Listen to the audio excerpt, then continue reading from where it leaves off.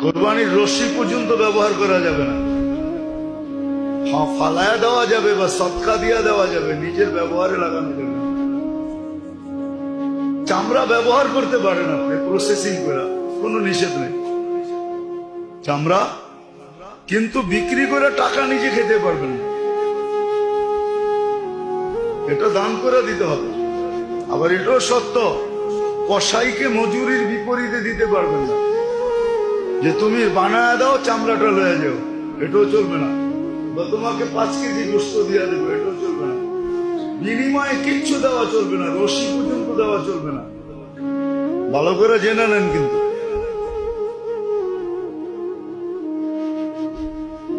কুরবানির চামড়া আপনি ইচ্ছা করলে ব্যবহার করতে পারেন, প্রসেসিং করেন, ব্যবহার করেন। অনেক দেশে করে ব্যবহার, আমরা তো জানি না, এই জন্য প্রসেসিং করতে পারি না, ব্যবহার করতে পারি না। আপনি ব্যবহার করতে পারেন। চামড়ার জিনিস ব্যবহার করা অনেক ভালো, শরীরের জন্য ভালো, স্বাস্থ্যের জন্য ভালো। এটা তো আবার অন্যদিকে চলে যাবে। এই জন্য তো আমরা রোগে আক্রান্ত, কেন আমরা বাবু, সবাই বাবু দিয়ে গেছি। গ্রামও বাবু, শহরও বাবু। বাবু বোঝেন? হ্যাঁ, ঘরেও স্যান্ডেল পায়ে দিয়ে হাঁটে, অথচ নিজে মাটির দিকে তৈরি। কোন আর্থিং এর যোগাযোগ আমাদের যুগের পর যুগ আমাদের শরীরের সাথে নেই। আর্থিং চিনেন? আমাদের শরীরটা মাটির দিকে তৈরি, এটার আর্থিং এর প্রয়োজন ছিল, কোনো আর্থিং নেই।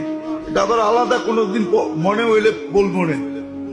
এটার উপরে এখন রিসার্চ চলতেছে, ক্লিনিক পর্যন্ত খুলে গেছে আর্থিং এ চিকিৎসা।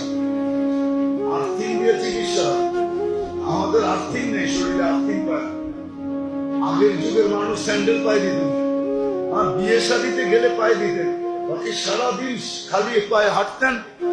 বুড়া হয়েও জোয়ানের মতো চলতেন, আর এখন জোয়ান হয়েও বুড়ার মতো চলে। জোয়ান দেখবেন চেয়ারে বয়ে নামাজ পড়ে, কি কমর চলে না। এখনই যদি কমর না চলে, 20 বছর পরে কি চলবো? তখন তো কবরও চলবো না মনে হয়। আর্থিক বানা চামড়া ব্যবহার করতে পারে না, প্রসেসিং করা। হ্যাঁ, আমাদের দেশে চামড়া খাওয়ার প্রযুক্তি নাই, দুনিয়া অনেক দেশে চামড়া খায়। আমরা তো খাই ভুড়ি, ঠিক না?